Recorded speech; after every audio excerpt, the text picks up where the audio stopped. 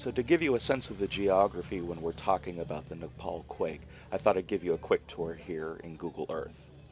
We're going to start here looking at the Indian subcontinent and then zoom into Nepal and specifically to the capital of Kathmandu. More than 1 million people live in the Kathmandu Valley, and the area was not built for earthquakes.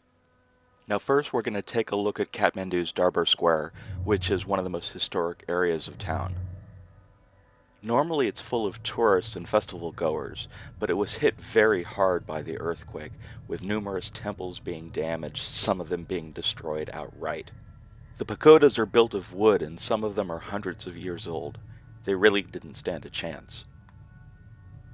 Now we're going to start traveling towards the southeast over packed neighborhoods across the Kathmandu Valley until we reach the UNESCO World Heritage Site of Patan. The wooden brick temples that you can see in this picture unfortunately couldn't handle the earthquake.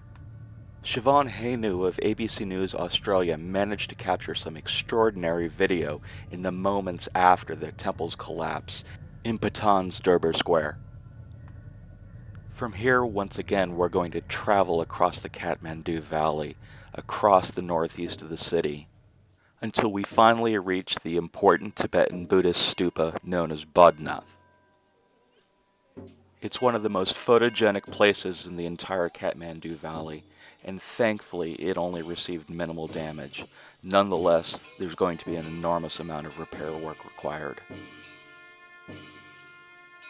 So as we depart Bodhnath, we're going to head just a little bit outside of Kathmandu until we reach the historic palace town of Bhaktapur. Bhaktapur is one of the best preserved temple towns in all of the Kathmandu Valley, and it's also known for its colorful festivals. Unfortunately, it's also one of the hardest hit areas of the earthquake, with many of the temples being destroyed, and at last count, well over 100 people have been killed in Bhaktapur itself. From here, we're going to depart the Kathmandu Valley and visit the most famous place in all of Nepal, Mount Everest. The earthquake caused an avalanche across the Khumbu icefall, which you can see here. At last count, at least 17 climbers and guides were killed, and an unknown number of them are missing.